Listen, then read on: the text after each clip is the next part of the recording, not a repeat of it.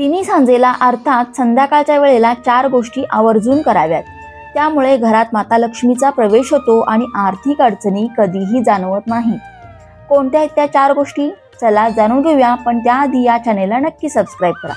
त्यामध्ये पहिली गोष्ट म्हणजे जसा सूर्यास्ताच्या वेळी तिन्ही सांजेला तुम्ही देवाजवळ दिवा लावता, तसाच एक दिवा तुमच्या घराच्या मुख्य प्रवेशद्वाराजवळ आणि तुळशीजवळ सुद्धा अवश्य लावा आणि माता लक्ष्मीचं स्मरण करा. या कृतीमुळे घरातील सगळी नकारात्मक ऊर्जा निघून जाते. दुसरी गोष्ट म्हणजे मौन धारण करणं. संध्याकाळच्या वेळेला नामस्मरण, मंत्र जप किंवा जी नित्याची साधनं असेल ती करावी. पण वादविवाद, भांडणं, मोठमोठ्यानं बोलणं या गोष्टी संध्याकाळच्या वेळेला चुकूनही करू नये. तिसरी गोष्ट म्हणजे पूर्वजांचं स्मरण संध्याकाळच्या वेळेला नक्की करावं. आणि चौथी गोष्ट म्हणजे तिन्ही सांजेला अर्थात संध्याकाळच्या वेळी चुकूनही झोपू नये. श्री स्वामी समर्थ.